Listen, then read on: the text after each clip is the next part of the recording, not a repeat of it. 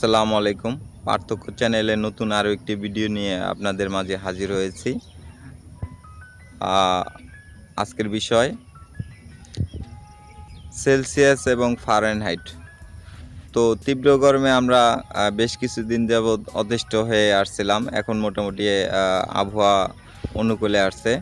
আমরা আসলে আবহাওয়াবিদ যখন বলে যে আজকের তাপমাত্রা সর্বোচ্চ ৪২ এবং সর্বনিম্ন ৩২ ডিগ্রি সেলসিয়াস, আবার ডাক্তারে যখন বলে আপনার জ্বর ১০৩ ডিগ্রি, তো ওই ১০৩ ডিগ্রি জ্বর আবার ৪০ ডিগ্রি ফারেনহাইট অথবা ৪০ ডিগ্রি সেলসিয়াস। তো এই জিনিসগুলো নিয়ে আসলে আমরা গুলিয়ে ফেলি ফারেনহাইট আর সেলসিয়াস। তো এই বিষয়টা নিয়ে আজকে আপনাদের মাঝে আলোকপাত করব। তো ফারেনহাইট এবং সেলসিয়াস। তো ভিডিওটি শুরু করার আগে আপনাদের ছোট্ট একটি অনুরোধ, যেটা নতুন যারা দেখছেন তাদেরকে চ্যানেলটা সাবস্ক্রাইব করার জন্য অনুরোধ জানাচ্ছি, এবং যারা অলরেডি সাবস্ক্রাইব করেছেন তাদের অসংখ্য ধন্যবাদ। তো সেলসিয়াস এবং ফারেনহাইট ১৭০৯ সালে জার্মান বিজ্ঞানী ফারেনহাইট উনি প্রথম অ্যালকোহল দিয়ে থার্মোমিটার আবিষ্কার করেন। সেই থার্মোমিটারটি পরবর্তীতে তার ৫ বছর পর তো তিনি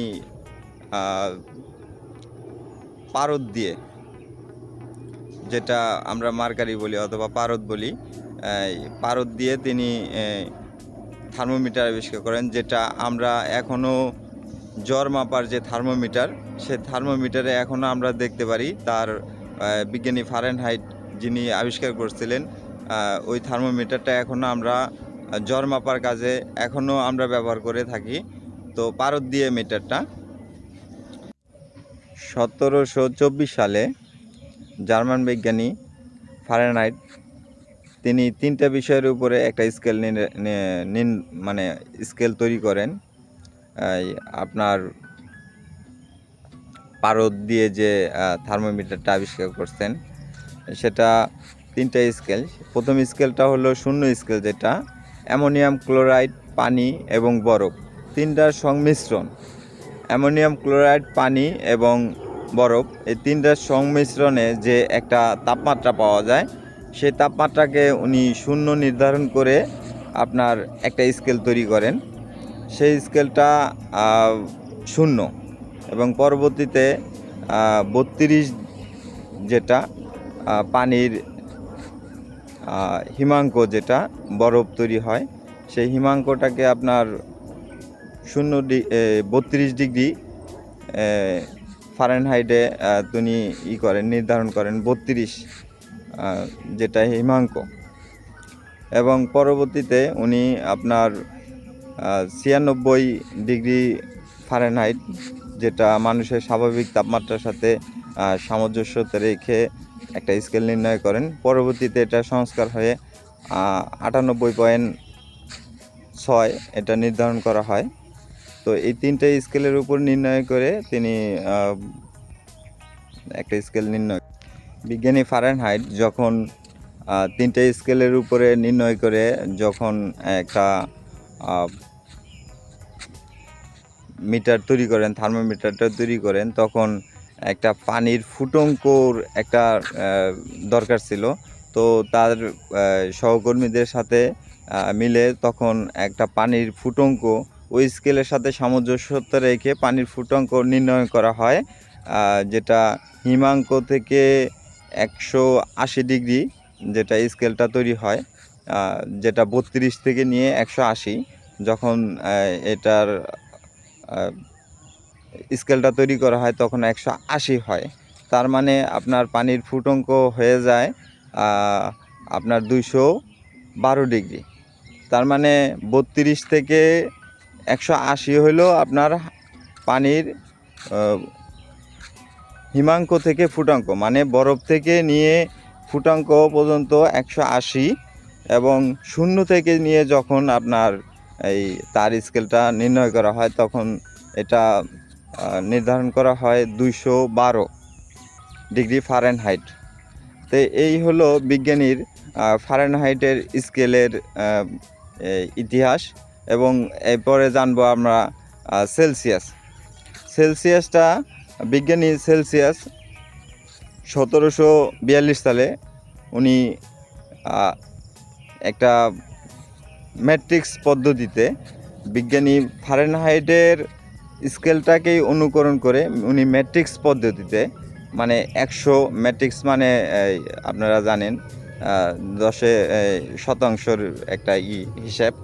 তো এই শতাংশের হিসাবে তিনি হিমাঙ্ক এবং ফুটাঙ্কর মধ্যে 100 নির্ণয় করেন।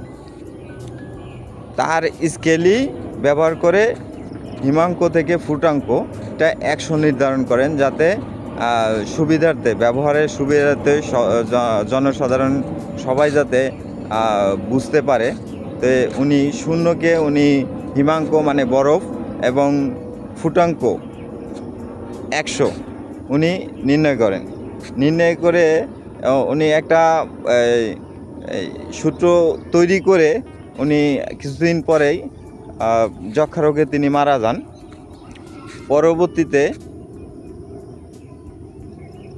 1948 সালে তার এই স্কেলটাকে আপনার সেলসিয়াস না সেন্টিগ্রেড হিসেবেই এর আগে ব্যবহৃত হতো। তো উনি যখন 1742 থেকে নিয়ে 1948 পর্যন্ত তার এটা আসলে সেন্টিগ্রেড হিসেবে ব্যবহার হতো। পরবর্তীতে এটা সংস্কার করে তার বিজ্ঞানী সেলসিয়াসের নাম অনুসারে এটা আসলে সেলসিয়াস নির্ণয় করা হয়। এর আগে সেন্টিগ্রেড হিসেবেই এটা ব্যবহার হতো। তো এই ছিল আপনার ফারেনহাইট এবং সেলসিয়াসের মধ্যে পার্থক্য হলো আপনার হিমাঙ্ক, ফারেনহাইটের হিমাঙ্ক 32, সেলসিয়াসের হিমাঙ্ক 0, ফারেনহাইটের ফুটাঙ্ক 212 এবং সেলসিয়াসের ফুটাঙ্ক 100। এবং যেখানে ফারেনহাইটের 0 সেখানে সেলসিয়াসে আপনার প্রায় -18-এর মধ্যে আসে। তো এই হলো সেলসিয়াস এবং ফারেনহাইটের আসলে সৃষ্টির ইতিহাস। তো পরবর্তীতে এই বিষয় নিয়ে সেলসিয়াস থেকে ফারেনহাইট কীভাবে আপনার এক স্থান থেকে সেলসিয়াস থেকে ফারেনহাইট থেকে সেলসিয়াস, এইগুলা বিষয়টা আরও একটু সহজভাবে আপনাদের মাঝে উপস্থাপন করব। তো ভিডিওটি দৈর্ঘ্য হয়ে যাচ্ছে, আজকে রাখি। আল্লাহ হাফেজ।